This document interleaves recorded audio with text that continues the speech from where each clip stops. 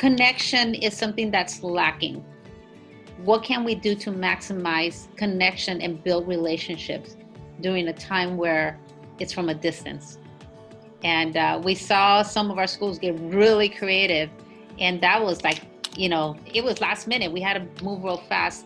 And so that's going to be something that will be a big priority for each of our schools. As we prepare for the upcoming school year, we know our Evergreen community has questions regarding how we will reopen and what our plan will be. Yes. And while we understand that no single option is ideal for every family, the Evergreen School District is committed to providing our students and employees with an environment that is responsive to the impact of COVID-19 school closures, mitigates risks of exposure, and maximizes student learning and achievement. We're living through one of the most difficult times in history.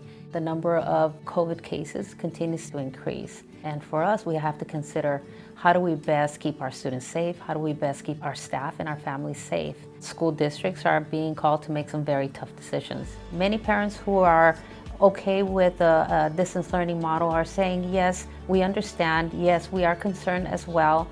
However, we want you to know that moving forward, we want to make sure that our children are learning, that the level of engagement, the level of participation is going to be high quality so that our children do not fall behind. Our thoughtful and comprehensive approach to distance learning for the 2020-2021 school year is new and will look very different than what was offered at the end of last school year. When the pandemic came and we were forced to close schools, we were basically building the airplane while we were flying it. And we were making split-minute decisions every single day in order to provide access to our students in the best way we could. What will be different in the fall for full distance learning would be the legislation that's in place now with Senate Bill 98, providing more detail and expectations for what a rigorous program looks like. In our distance learning program, students and families can expect to see a single platform for instruction, coordination of student class schedules and assignments, so there are clear expectations for teachers and students. Establish clear class times for all students. Secure and easy-to-use communication channels between teachers and students. Virtual live interactions between teachers and students. Streamlined and systemized online assignment access and submission. The return to a traditional grading model. Adherence to instructional minutes required per grade level. And then there will be ongoing distance learning training for teachers before and during the school year. The district and site staff and parents will have to strike more of a collaboration in terms of what it means for kids to be in school in a distance learning model. And I think all of that comes with transparent communication, a lot of meetings, a lot of stakeholder input. There's no doubt in my mind everybody in Evergreen is trying to do what's best for kids. It is our goal to provide every student with a rigorous and enriching educational experience, and we won't allow this pandemic to take that away from them. Every student in Evergreen will have access to a technology device and internet, as well as grab-and-go meals.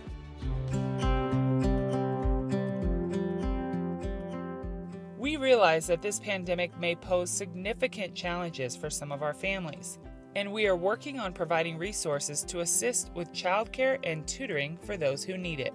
The Evergreen School District recognizes that the pandemic, associated school closures, and recent events in our nation surrounding racism have had a profound impact on the mental, social, and emotional well-being of our students and staff. Our district remains committed to addressing and responding to these needs before and during the 2020-21 school year. Everything from making sure kids have basics like food and school supplies and clothing. We've been reaching out to students facing housing insecurity, so getting resources out. We also know that students connect on campus, and so we are really focusing on ways to make sure students can continue to connect with each other. We're having district-wide social emotional learning lessons available so that teachers can build connection into their regular teaching for this year.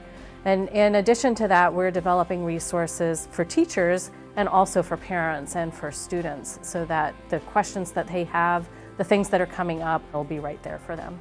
The Evergreen School District is also increasing its focus and approach to improving equity for our students and staff, and we will share these resources with our community soon. This is what it could potentially look like. The Safe Together Schools reopening plan has been a thoughtful process supported by a committee of stakeholders who can best advise on what families, students, and staff need when coming back to school. They have been meeting since June.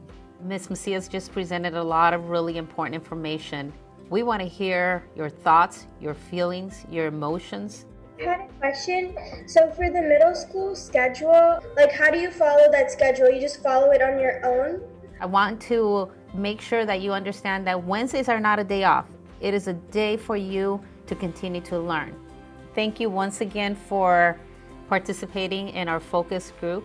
Good morning, boys and girls. As you enter the building, Based on feedback collected from our Evergreen community, when the time is right for students to physically come back to school, our families are clearly opting for options.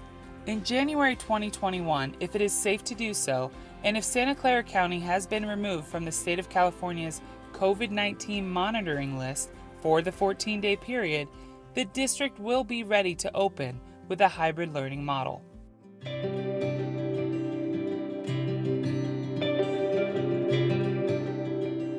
We've had the Superintendent's Teaching and Learning in Safe Environments Advisory Committee that meets once a week and whose role is to listen to what is taking place in the district to prepare for any model. We have the Educational Services Committees that looks at anything regarding teaching and learning, schedules, social emotional learning, all those things. We have the Facilities and Pupil Services Subcommittees that looks at facilities. We know that our children will be back someday and we want to be fully prepared. So what conditions do we have in our classrooms to ensure that they are safe? We also have the Human Resources Subcommittee because this is a paradigm shift, and for anybody working with our children, they need to clearly understand what they are required to do in terms of health and safety. There's a lot of training involved in that. It is important to note that guidance regarding the reopening of schools comes from federal and state laws, the California Department of Education, Department of Public Health, CDC guidelines, as well as state and county directives. 37 pin.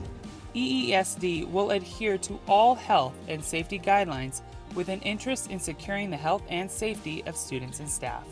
We don't have a playbook for this.